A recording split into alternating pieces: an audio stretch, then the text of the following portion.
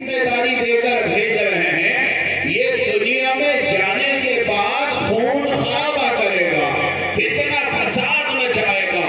گناہوں کے اندر مبتلا ہوگا۔ آپ نے ہمیں ایسی مخلوق بنایا کہ ہم آپ کی نافرمانی نہیں کرتے، تو یہ ذمہ داری آپ ہمیں عطا کرتے۔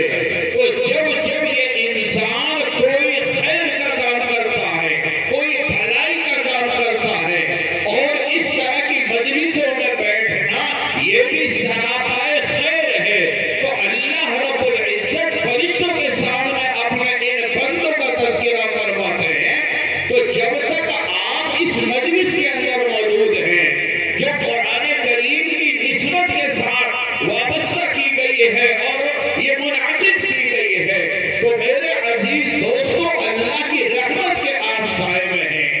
آپ کی اس بستی کے، اس محبوب ادارے کے متعدد طلباء کی دستار بندی انشاءاللہ میں تھوڑی دیر میں ہوا جاتی ہے۔ یہ اللہ رب العزت نے آپ کی بستی کے اندر مکاتب اور مدارس قائم کر کے آپ کے ساتھ اپنی نعمتوں کا اور آپ پر اپنے فضل و کرم اور اپنے احسان کا مظاہرہ فرمایا۔ میرے عزیز دوستوں اور ساتھیوں، ہمارے یہ بچے اور بچیاں جو ان مکاتب اور ان مدارس کے اندر قرآن کا علم حاصل کرتے ہیں یا حاصل کرتی ہیں، دین کی بنیادی چیزوں کا علم ہمارے یہ بچے اور بچیاں حاصل کرتے ہیں، یہ بہت بڑی نعمت اور بہت بڑی دولت ہے۔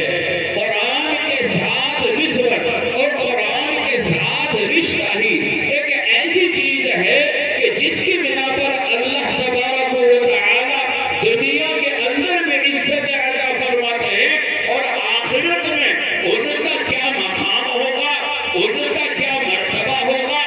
آپ حضرات علماء کرام سے بارہا اس کو سنتے رہے ہیں اور انشاءاللہ سنتے رہیں گے۔ میرے عزیز دوستو، چھوٹی چھوٹی مثالوں سے قرآن کے ساتھ نسبت کی وجہ سے عزت کیسے ملتی ہے وہ ہمارے سمجھ میں آ سکتی ہے۔ آپ دیکھیے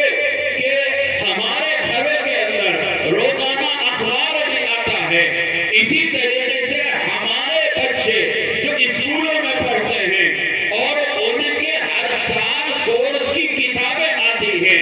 اور اس وقت اس مہینے کے اندر تقریباً اکثر اسکولوں کے اندر سالانہ امتحانات کا سلسلہ ہے، اور مارچ میں سالانہ امتحان ختم ہوں گے اور نیا سال شروع ہو جائے گا، اور بچوں کے ہاتھوں میں نئے کورس کی کتابیں ہوں گی۔ ان پرانی کتابیں کا آپ کیا کرتے ہیں؟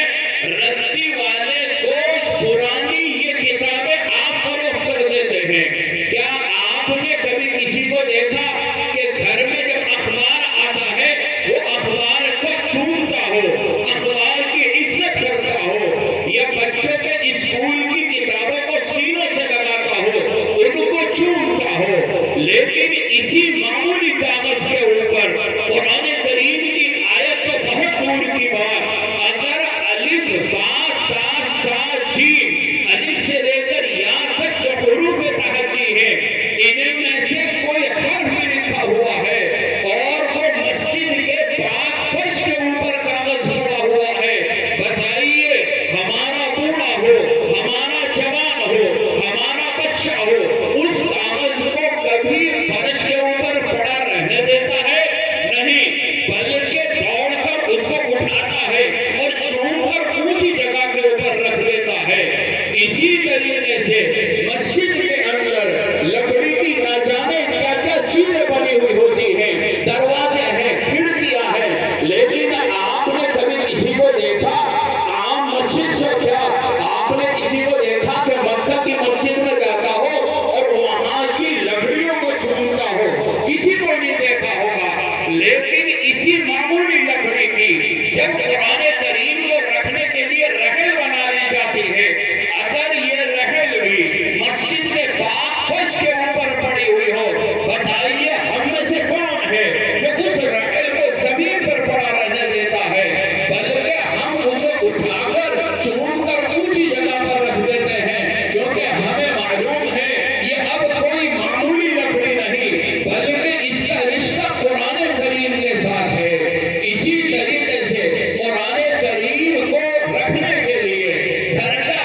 بچہ چھوٹا ہو وہ اپنی ماں سے یا اپنی دادی سے